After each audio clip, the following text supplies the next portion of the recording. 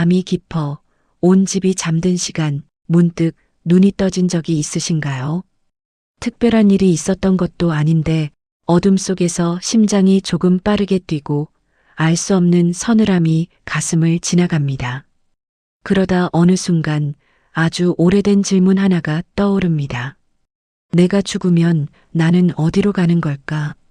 낮 동안에는 좀처럼 떠오르지 않던 물음입니다. 출근하고 일하고 사람들과 웃고 저녁을 먹는 동안에는 이 질문이 숨어 있습니다. 그러나 모두가 잠든 밤 혹은 병실의 흰 천장을 바라볼 때 이 물음은 조용히 우리 곁으로 돌아옵니다. 이 몸이 식고 굳어 흙으로 돌아간 뒤에 지금 이렇게 생각하고 느끼는 나는 대체 어디로 가는 것일까요? 사라지는 걸까요? 촛불이 꺼지듯 그저 없어지는 걸까요? 아니면 어딘가로 옮겨가는 걸까요? 이 질문 앞에서 우리는 유독 작아집니다. 평생 쌓아온 지식도, 통장의 숫자도, 사람들의 인정도 이 물음 앞에서는 아무런 힘이 없습니다. 죽음은 우리가 가진 모든 확실함을 조용히 지워버리기 때문입니다. 어쩌면 지금 이 글을 보고 계신 당신도 그런 밤을 지나오셨는지 모르겠습니다. 누구에게도 쉽게 말하지 못했던 두려움, 유난스럽게 보일까봐 혹은 답이 없다는 걸 알기에 삼켜온 물음. 괜찮습니다. 이 두려움은 당신이 약해서 생긴 것이 아닙니다. 살아있는 모든 존재가 품는 가장 정직한 물음입니다. 2500년 전 한 사람이 바로 이 질문 앞에 오래도록 앉아 있었습니다. 왕자의 자리를 버리고 편안한 삶을 버리고 오직 이 물음의 뿌리를 보기 위해 길을 떠난 사람. 우리는 그를 붙여 깨달은 이라 부릅니다. 그는 죽음을 피하려 하지 않았습니다. 오히려 죽음을 똑바로 바라보았고 그 응시 끝에서 두려움이 아닌 고요를 발견했습니다. 오늘 그 사람의 눈으로 함께 이 물음을 따라가 보려 합니다. 서두르지 않겠습니다. 답을 억지로 쥐어드리지도 않겠습니다. 다만 곁에 앉아 함께 등불 하나를 바라보듯 이야기를 나누겠습니다. 두려움은 늘 예고 없이 찾아옵니다. 건강검진 결과를 기다리는 며칠, 나이 든 부모님의 구분 등을 바라보는 순간, 혹은 아무 일 없는 평범한 밤, 죽음의 그림자는 우리가 방심한 틈으로 스며듭니다. 그리고 그 그림자가 드리울 때 우리 마음속에서 가장 크게 일어나는 감정은 슬픔이 아니라 두려움입니다. 생각해보면 이상한 일입니다. 아직 오지도 않은 일을, 겪어보지도 못한 일을 우리는 이토록 두려워합니다. 부처는 이 두려움을 억누르라 말하지 않았습니다. 그 대신 물었습니다. 당신은 정확히 무엇을 두려워하고 있는가? 고통이 두려운가? 이별이 두려운가? 아니면 내가 없어진다는 그 사실이 두려운가? 이 물음을 스스로에게 건네보면 우리는 비로소 알게 됩니다. 우리가 두려워하는 것의 대부분은 죽음 그 자체가 아니라 죽음에 대해 우리 마음이 지어낸 상상입니다. 부처는 인간의 근원적 고통을 8가지로 나누어 이야기했습니다. 그 중에서도 가장 깊은 자리에 놓인 것이 태어나고 늙고 병들고 죽는 것입니다. 생로병사, 우리는 이 4가지 문을 반드시 통과해야 하는 존재입니다. 그런데 죽음의 두려움을 자세히 들여다보면 그 중심에는 하나의 믿음이 자리하고 있습니다. 지금 여기 있는 나는 변하지 않는 고정된 실체다라는 믿음입니다. 이 단단한 나가 있다고 믿기에 그것이 사라진다는 상상이 그토록 끔찍한 것입니다. 내가 아끼는 유리잔이 있어야 깨질까 두려운 법이지요. 애초에 잔이 없다면 무엇이 깨질까 걱정하겠습니까? 부처는 바로 이 지점을 짚었습니다. 우리가 그토록 지키려는 나라는 것이 정말 우리가 믿는 만큼 단단하고 고정된 것일까요? 우리는 부처를 처음부터 초연했던 성인으로 여기기 쉽습니다. 그러나 그 역시 한 사람의 인간이었습니다. 젊은 시절 성문 밖에서 늙은이와 병든이와 죽은이를 처음으로 마주했을 때 그의 마음은 크게 흔들렸습니다. 저 화려한 궁궐의 삶도 결국은 이 네 개의 문 앞에서 무너진다는 것을 그는 온몸으로 깨달았습니다.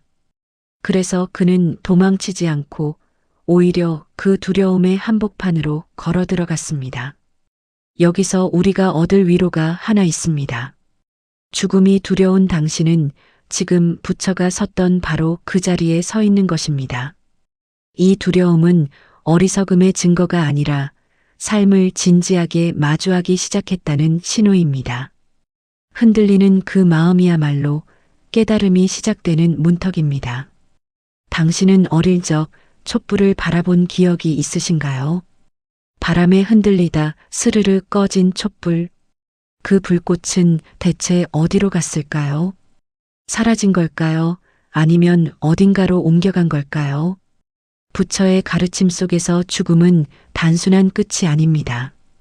그렇다고 지금의 내가 그대로 다음 생으로 이사가듯 옮겨가는 것도 아닙니다. 그 사이 어딘가 우리의 좁은 언어로는 다 담기 어려운 자리에 진실이 놓여 있습니다. 부처는 이것을 상속, 즉 이어짐으로 설명했습니다. 강물을 떠올려 보십시오. 우리가 어제 바라본 그 강과 오늘 바라보는 강은 같은 강일까요? 다른 강일까요? 물은 이미 다 흘러가 어제의 물은 하나도 남아있지 않습니다. 그러나 우리는 여전히 그것을 그 강이라 부릅니다. 같지도 않고 완전히 다르지도 않은 흐름. 우리의 생명도 그러합니다. 부처의 제자들 사이에 이런 비유가 전해집니다. 하나의 등불로 다른 등불에 불을 붙일 때 첫 번째 불꽃이 두 번째 등불로 그대로 건너간 것일까요? 그렇지 않습니다. 두 번째 불꽃은 새로 피어난 불꽃입니다. 그러나 첫 번째 불꽃이 없었다면 두 번째 불꽃도 없었을 것입니다. 여기에 죽음과 삶의 비밀이 담겨 있습니다. 죽음의 순간 우리의 마음은 완전히 소멸하지도 않고 그대로 옮겨가지도 않습니다. 다만 하나의 상태가 다음 상태를 조건 지으며 이어집니다. 촛불이 촛불로 이어지듯이 말입니다. 그러니 나의 의식이 죽은 뒤 어디로 가는가라는 물음은 어쩌면 질문의 방향이 조금 어긋나 있는지도 모릅니다. 어디로 가는 고정된 나가 있는 것이 아니라 어떤 흐름이 어떻게 이어지는가가 있을 뿐이니까요. 이 미묘한 차이를 알아차릴 때 두려움의 성질이 서서히 바뀌기 시작합니다. 여기서 잠시 마음을 조금 편히 놓아보셔도 좋겠습니다. 부처의 이 가르침이 우리에게 주는 위로는 이런 것입니다. 당신이라는 존재는 죽음이라는 벽 앞에서 아무것도 아닌 것으로 툭 끊겨 사라지는 그런 존재가 아닙니다. 당신이 살아오며 지은 마음들, 베푼 친절과 참아낸 인내와 사랑했던 순간들은 물방울이 강으로 이어지듯 어떤 흐름으로 남아 이어집니다. 사라지는 것은 이 몸이라는 그릇이지 흐름 그 자체가 아닙니다. 물론 그 흐름이 지금의 나라는 형태로 남는 것은 아닙니다. 부처는 그 점에서 정직했습니다. 그러나 완전한 무로 사라져버린다는 공포 또한 진실이 아니라고 그는 말합니다. 우리는 끝나는 존재도 영원한 존재도 아닌 이어지는 존재입니다. 강물처럼 불꽃처럼 잠시 눈을 감고 10살 무렵의 자신을 떠올려 보십시오. 그 아이와 지금의 당신은 같은 사람인가요? 몸의 세포는 거의 다 바뀌었습니다. 생각도 취향도 좋아하는 것도 두려워하는 것도 모두 변했습니다. 그런데도 우리는 조금의 의심도 없이 그때의 나도 나였다고 말합니다. 이 지점에서 부처는 조용히 반문합니다. 그렇다면 변하지 않고 그대로 이어져 온 나는 대체 어디에 있는가? 몸에 있는가? 생각에 있는가? 감정에 있는가? 하나하나 찾아 들어가 보면 신기하게도 이것이 바로 변치 않는 나다라고 손으로 짚을 수 있는 것이 어디에도 없습니다. 부처는 우리라는 존재를 5가지 요소의 모임으로 보았습니다. 몸, 느낌, 인식, 의지, 그리고 마음. 이 5이 매 순간 인연 따라 모였다 흩어지며 만들어내는 것이 바로 나라는 현상입니다. 수레를 떠올려 보십시오. 바퀴와 축과 몸체와 끌체를 하나하나 떼어놓고 보면 그 어디에도 수레라는 것은 없습니다. 부품들이 어떤 방식으로 모여 있을 때 우리는 그것을 편의상 수레라 부를 뿐입니다. 우리의 나도 이와 같습니다. 없는 것은 아니지만 우리가 믿는 것처럼 단단한 알맹이로 존재하는 것도 아닙니다. 이것이 무아입니다. 내가 없다는 허무한 이야기가 아니라 고정된 나라는 환상이 없다는 이야기입니다. 나는 명사가 아니라 동사에 가깝습니다. 고정된 사물이 아니라 끊임없이 일어나고 사라지는 하나의 과정입니다. 여기까지 오면 앞에서 마주했던 두려움이 조금 다르게 보이기 시작합니다. 죽음의 공포는 변치 않는 나가 사라진다는 상상에서 왔습니다. 그런데 그토록 지키려던 그 단단한 나가 처음부터 우리가 붙잡을 수 있는 실체가 아니었다면 어떨까요? 깨질까 조마조마했던 유리잔이 실은 매 순간 새로 빚어지고 쓰러지는 물안개 같은 것이었다면 우리는 무엇을 잃을까 그토록 떨었던 걸까요? 부처의 이 가르침은 우리를 허무의 벼랑으로 미는 것이 아닙니다. 오히려 반대입니다. 지키고 있던 나라는 무거운 짐을 어깨에서 내려놓게 하는 것입니다. 평생 그 짐을 지고 두려움에 떨어온 우리에게 부처는 나직이 말합니다. 그렇게 꽉 쥐지 않아도 괜찮다. 애초에 놓칠 것이 없었다고 말입니다. 앞선 이야기를 듣고 이런 의문이 드실 수 있습니다. 고정된 나가 없다면 대체 무엇이 다음 생으로 이어진단 말인가? 아무것도 남는 것이 없다면 착하게 살든 악하게 살든 무슨 의미가 있단 말인가? 부처는 이 물음에 업으로 답했습니다. 업이란 거창한 것이 아닙니다. 지금 이 순간 짓는 생각, 말, 행동의 결이 남기는 흔적입니다.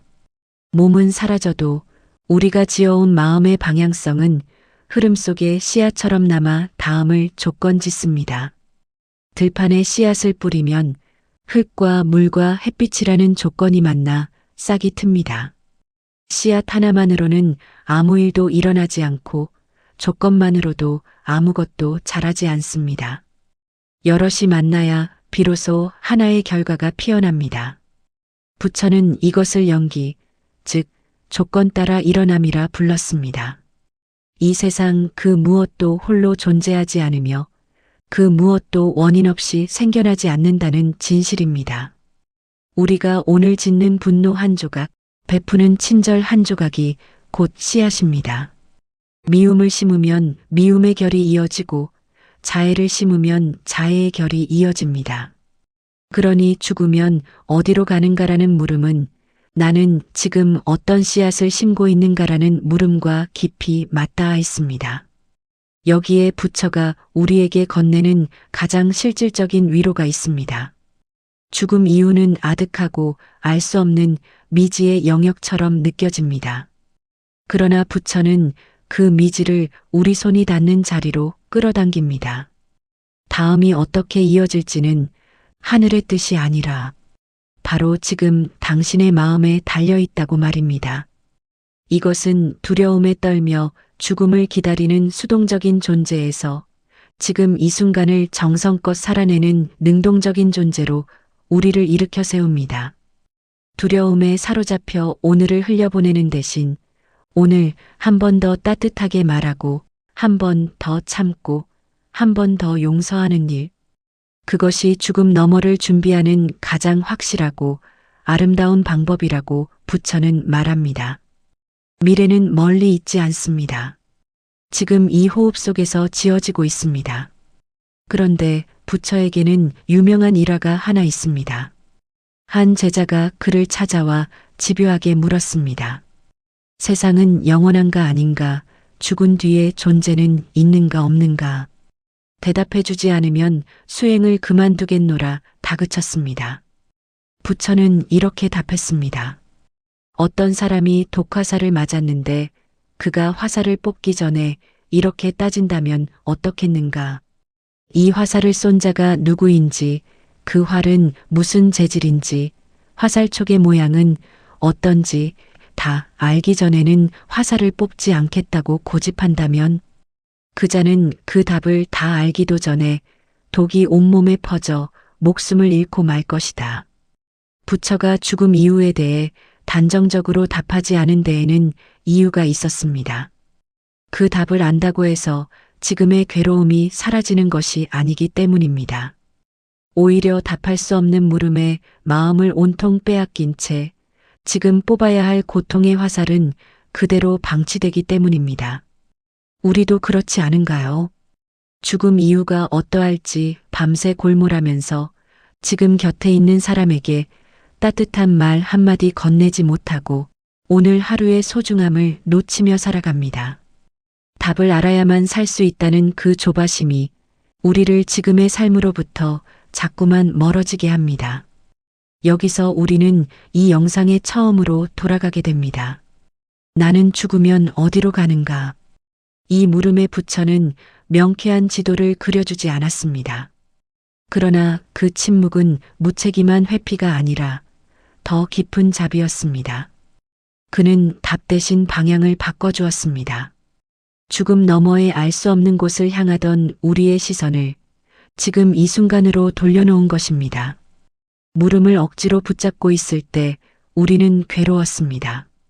그러나 그 물음을 슬며시 내려놓는 순간 신기하게도 마음에 고요한 여백이 생깁니다. 모든 것을 알아야만 평온할 수 있는 것이 아니었습니다. 알 수 없음을 알 수 없음 그대로 품을 수 있을 때 비로소 평온이 찾아옵니다. 이제 조금 다른 눈으로 죽음을 바라볼 때가 되었습니다. 부처의 시선에서 죽음은 삶의 끝에 한번 찾아오는 거대한 사건만이 아닙니다. 우리는 사실 매 순간 죽고 매 순간 다시 태어나고 있습니다.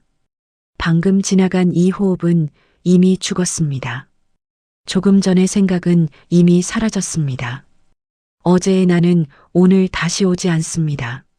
이렇게 우리는 무수한 작은 죽음과 탄생을 매일 겪으며 살아갑니다. 그렇게 보면 죽음은 낯선 침입자가 아니라 이미 우리 삶에 촘촘히 스며 있는 오랜 동반자였던 셈입니다. 매일 그것을 겪어왔으면서도 우리는 다만 알아차리지 못했을 뿐입니다. 부처가 우리에게 건넨 가장 큰 선물은 어쩌면 알아차림입니다. 두려움이 일어날 때 그것을 억누르거나 도망치는 대신 가만히 바라보는 것입니다. 지금 두려움이 일어나는구나 하고 말입니다. 신기하게도 두려움은 우리가 그것과 하나가 되어 휩쓸릴 때 가장 커집니다. 그러나 한 걸음 물러나 그것을 지켜보는 순간 두려움은 더 이상 나를 통째로 삼키지 못합니다. 파도를 보는 사람은 파도에 휩쓸리지 않는 법입니다. 죽음의 두려움도 그러합니다. 그것을 밀어내지 않고 담담히 바라볼 때 두려움은 서서히 그 뾰족한 힘을 잃고 잔잔해집니다. 그리하여 우리는 하나의 역설에 다다릅니다. 죽음을 깊이 응시한 사람일수록 삶을 더욱 뜨겁게 사랑하게 된다는 것입니다. 언젠가 이 촛불이 꺼진다는 것을 아는 사람만이 지금 타오르는 이 불꽃의 따스함을 온전히 느낄 수 있습니다. 죽음이 있기에 오늘 마시는 차 한 잔이 향기롭고 창으로 드는 햇살이 눈부시며 곁에 있는 이의 얼굴이 사무치게 귀합니다.